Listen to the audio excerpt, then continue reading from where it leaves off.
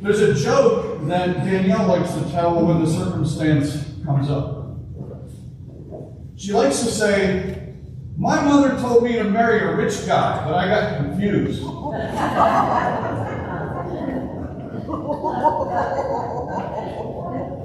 My response to her, "You didn't get confused. We are rich in the treasures of heaven."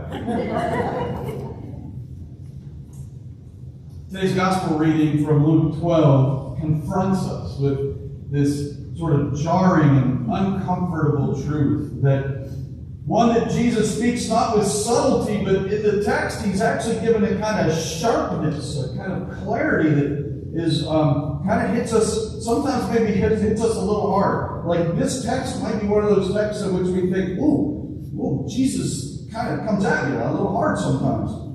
This is one of those texts.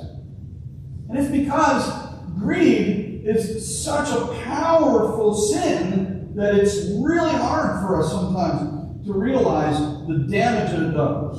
Jesus says, take care, be on your guard against all kinds of greed, for one's life does not consist in the abundance of possessions. Strong line. Jesus then tells a story about a man that our culture, our society might reward for his efforts today. Because he's a planner, he's productive, he's successful, he's got a bumper crop, and instead of letting it rot, he decides to build a bigger barn. We would call him a master of business in our world today. We would reward him in society today. We would call him a smart investor today in our world today. The guy calls him a fool in the text. Why? Well, it's not because he's successful. Jesus doesn't have a claim against or a problem with success. And it's not because he's wealthy. Jesus really isn't, anywhere in the gospel, really that upset about people having wealth. It's because the man who asks the question about his inheritance has his outlook oriented on a way in which he thinks Jesus, his association to Jesus, can be used to benefit himself financially. He wants to manipulate Jesus to have him then arbitrate on his behalf to get his brother's inheritance shared with him. See, in that culture, this is no doubt the voice of the younger brother. Otherwise, he wouldn't be worried about his inheritance.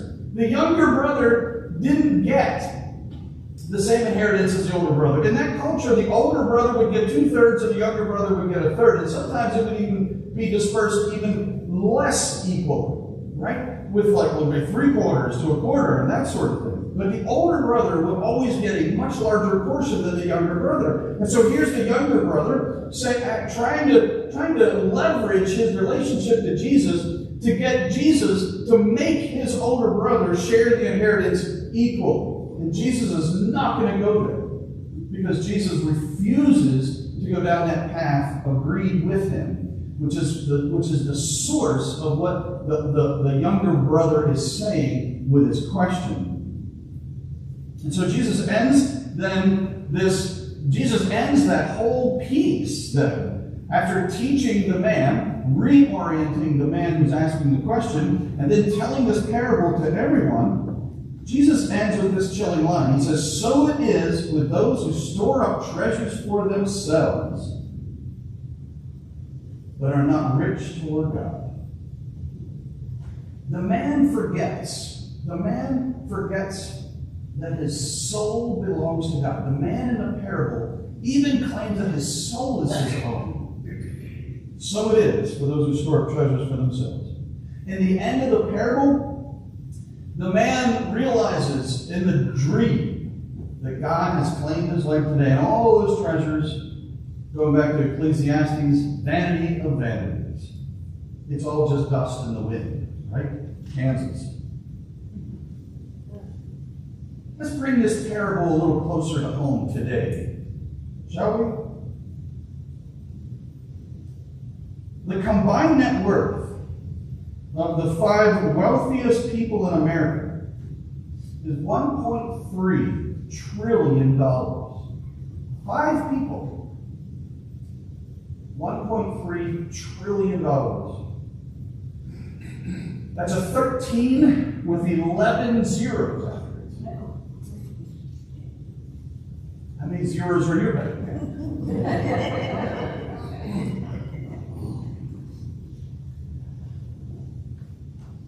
Meanwhile, the cost to lift every American living below poverty to just above poverty is $175 billion. So let's do the math.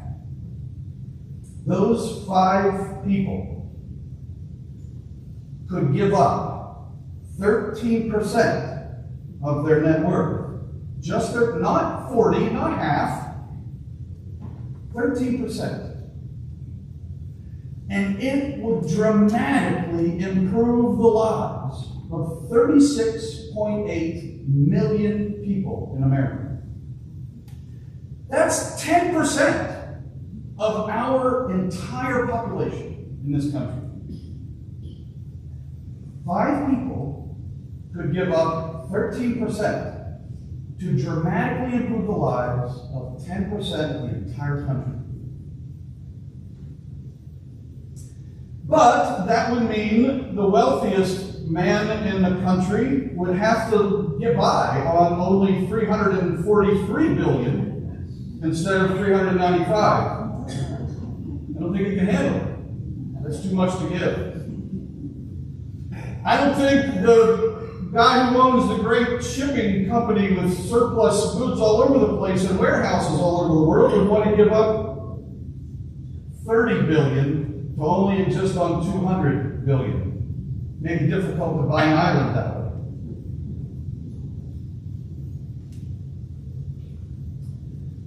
Just 5 men could dramatically impact the lives of 36.8 million.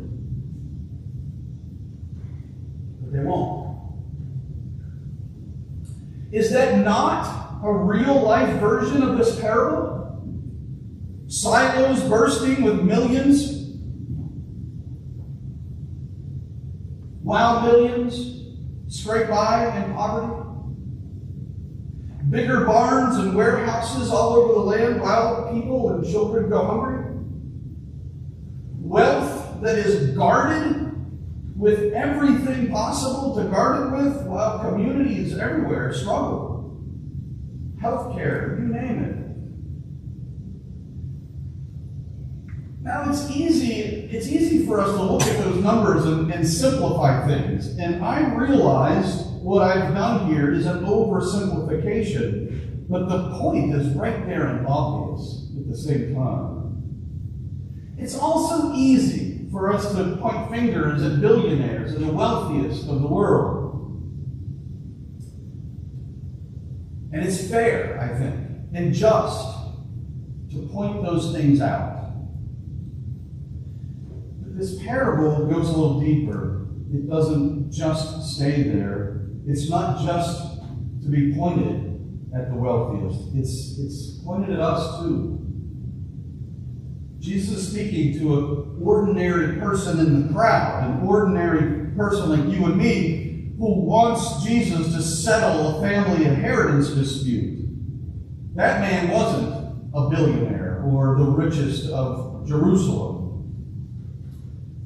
He was just trying to get what he thinks is fair for him. It's still selfish, though, and it's still greedy. And so when Jesus says, be on your guard, watch out, because greed comes in many forms, it's not always as obvious as just building bigger silos or warehouses, or having the biggest website, or you name it. Sometimes it looks like hoarding time, or ignoring the needs of our neighbor, or thinking that our stuff somehow gives us life security or meaning, and abandoning our soul and to whom we belong. So if the rich fool stores up treasures for himself, what does it mean to be rich toward God? Well, It means recognizing that everything we have, our money, our time, our talents, our very lives, our very souls, comes from God and belongs to God. It means living graciously. It means asking not what I can keep, but what can I share. It means taking the lesson that Cadence just taught us in the children's message. It means choosing generosity over accumulation, community over isolation, purpose over possession. To be rich toward God is to invest in what matters to God: love for our neighbor, mercy, justice, compassion, and care for the least of these. Here in the church, my friends, we experience over and over and over again, by participating in this community, we experience a very different kind of economy than that which exists everywhere else in our world around us. We experience God's economy over and over here in this church, one where our worth isn't measured by our wealth, but by our love and our charity for one another.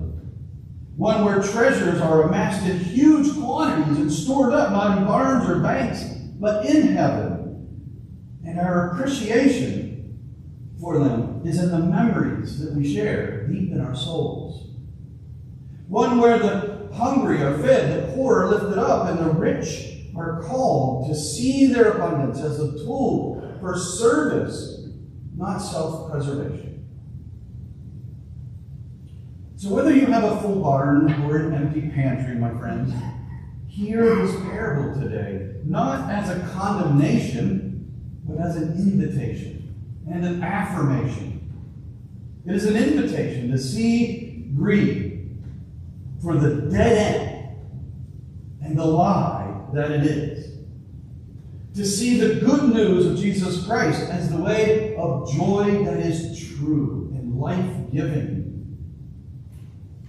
And it is an affirmation that all the decisions we make to give of ourselves, our time, our possessions, for the sake of others, are good and righteous choices, in spite of what the world around us might condemn us when we give beyond the measures that others might understand. It's an affirmation of our faith that God has given to us and continues to call us and claim us. It's an affirmation that the call to follow the one true God, whose love has already been given to us without measure, and through his death and resurrection has opened to us the true treasures of heaven, eternal life. And that is secure, not in things we can possess. It's in the sheer gift of grace of God. So, dear friends, remember that when you come to church, you are hanging out with the richest people on earth.